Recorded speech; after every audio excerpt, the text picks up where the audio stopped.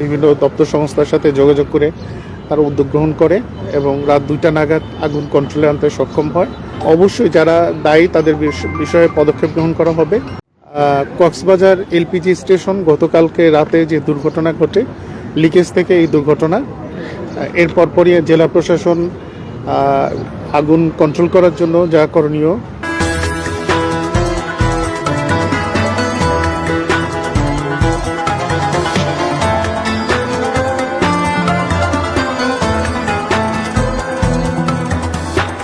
বিভিন্ন দপ্তর সংস্থার সাথে যোগাযোগ করে তারা উদ্যোগ গ্রহণ করে এবং রাত 2টা নাগাদ আগুন কন্ট্রোলে আনতে সক্ষম হয়। যেরকম দুর্ঘটনা ঘটেছে তাতে বড় ধরনের প্রাণহানির আশঙ্কা ছিল, সময়োচিত পদক্ষেপ গ্রহণের কারণে সেটি হয়নি।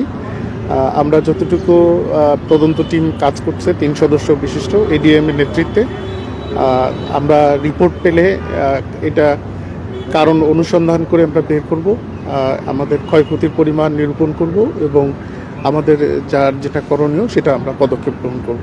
অবশ্যই যারা দায়ী তাদের বিষয়ে পদক্ষেপ গ্রহণ করা হবে। এটা শোনা যাচ্ছে, তদন্তে এটা বের হয়ে আসবে যে তাদের আদৌ লাইসেন্স ছিল কিনা, কাগজপত্র ছিল কিনা, এটা তদন্ত সাপেক্ষে বের হয়ে আসবে। আমরা মালিক পক্ষকে এখনও এখানে দেখছি না, তাদের বক্তব্য শোনা দরকার, তাদের কাগজপত্র পরীক্ষা নিরীক্ষা করে দেখা দরকার, তারপরে আমরা মন্তব্য করতে পারবো এই ব্যাপারে।